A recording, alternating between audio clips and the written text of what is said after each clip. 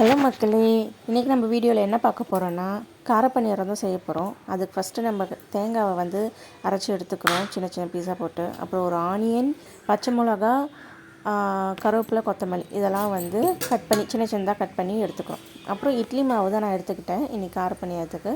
ஒரு அடுப்பில் ஒரு கடாய் போட்டு அதில் ஆயிலு, கடுகு, உளுத்தம்பருப்பு ஒரு கைப்பிடி சின்னதாக ஒரு 2 ஸ்பூன் அளவுக்கு, கடலப்பருப்பு ஒரு 2 ஸ்பூன் அளவுக்கு ஆட் பண்ணி அது நல்லா பொன்னிறமாக சவக்கிற அளவுக்கு நம்ம வந்து அதை வந்து ஃப்ரை பண்ணிக்க போகிறோம். அது ஃப்ரை ஆன அப்புறம் நம்ம வந்து ஆனியன், அப்புறம் அதை கட் பண்ணி வச்சுருக்க கருவேப்பிலை, கொத்தமல்லி, பச்சை மிளகா இதெல்லாம் ஆட் பண்ணி வதக்க போகிறோம்.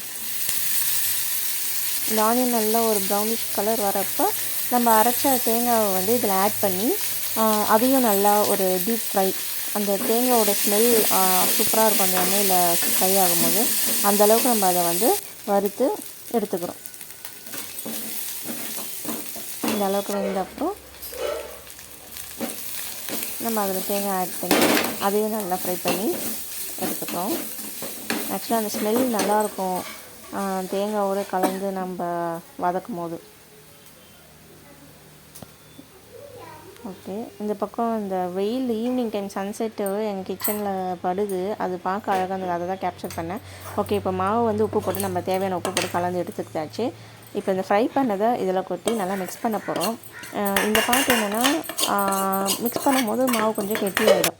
அப்போ நம்ம வந்து பணியார அளவுக்கு இந்த குழியில் ஊற்றுற அளவுக்கு அந்த மாவோட கன்சிஸ்டன்சி நம்ம கொண்டு வரணும்.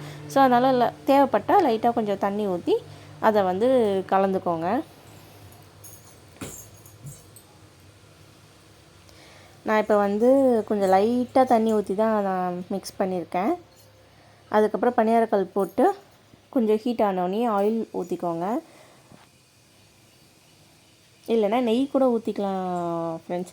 நான் வந்து ஆயில் தான் யூஸ் பண்ணேன்.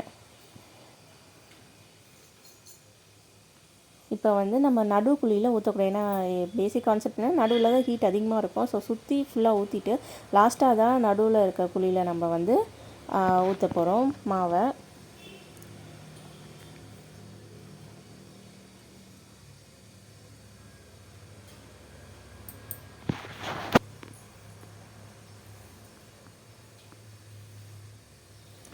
ஓகே, லாஸ்ட்டாக இப்போ இந்த குழியில் ஊற்றிட்டு நல்லா அந்த பக்கம் கொஞ்சம் நம்ம வந்து ப்ரௌன் ஆகிற வரைக்கும் பார்த்துக்கணும். இந்த பக்கம் என் பொண்ணு பாருங்கள் வெங்காயம் உரிச்சிட்ருக்காங்க அந்த அம்மா. ஓகே, இந்த அளவுக்கு பார்த்தா தெரியும். எனக்கு இந்த திருப்புறது ரொம்ப கஷ்டமாக இருந்தது. எனக்கு கொஞ்சம் பழகுனா ஒரு 2-3 வாட்டி யூஸ் பண்ணால் தெரியும் போல். எனக்கும் இது ஃபஸ்ட் டைமே நல்லா வந்துருந்துச்சு. ஆக்சுவலாக வெந்துச்சு, நடுவில்லாம் வெந்துச்சு. என்னென்னு நடுவில் நம்ம குத்தி பார்த்தா மாவு ஒட்டாமல் வந்துச்சுன்னா வெந்துருச்சுன்னு அர்த்தம். இப்போது 2 பக்கமும் நல்லா சவக்க அளவுக்கு நான் வந்து மாவு பார்த்து வச்சுருக்கேன். இப்போ இது ரெடி ஆகிடுச்சு. இப்போ தட்டில் சர்வ் பண்ணி உங்களுக்கு 2ஆக பிச்சு காட்டுறேன் பாருங்கள், எந்த அளவுக்கு அது சாஃப்டாக உள்ளே வெந்திருக்குன்ட்டு. உள்ளே நல்லா வெந்திருந்தது, டேஸ்ட்டும் சூப்பராக இருந்துச்சு. நீங்களும் இதை உங்கள் வீட்டில் ட்ரை பண்ணி பாருங்கள், நல்லாயிருக்கும். இது கூட ஏதோ ஒரு தேங்காய் சட்னி ஏதோ நம்ம வந்து வச்சு சாப்பிட்டோன்னா இன்னும் அல்டிமேட்டாக இருக்கும்.